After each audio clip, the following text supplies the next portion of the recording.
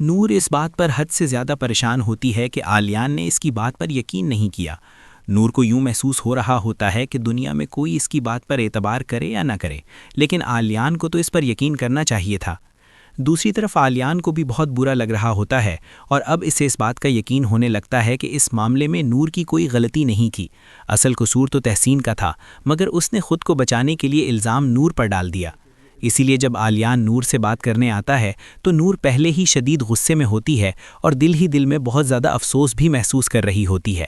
نور عالیان سے کہتی ہے کہ اسے اس بات کا بہت افسوس ہے کہ نہ تو اسے اس پر اعتبار ہے اور نہ ہی اس رشتے پر، حالانکہ میاں بیوی کے رشتے میں سب سے اہم چیز اعتماد ہوتی ہے، جو کہ عالیان کے دل میں ان دونوں کے لیے موجود نہیں۔ نور کی یہ بات سن کر عالیان کو مزید تکلیف ہونے لگتی ہے، کیونکہ اسے احساس ہو جاتا ہے کہ اس نے نہ صرف نور پر اعتماد نہیں کیا بلکہ اپنے گھر والوں کے سامنے بھی اس کا ساتھ نہیں دیا۔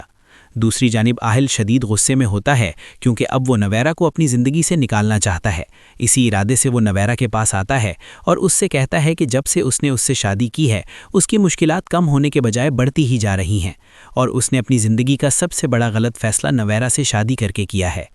آہل کی یہ بات سن کر نویرہ کے قدموں تلے سے زمین نکل جاتی ہے۔ وہ سوچنے لگتی ہے کہ وہ اپنا سب کچھ چھوڑ کر آہل کے پاس آئی تھی اور اسی سے شادی کی تھی، اور آج وہی آہل اسے ایسے سخت الفاظ سنا رہا ہے۔ اب نویرہ کو سب کچھ سمجھ میں آ چکا ہوتا ہے۔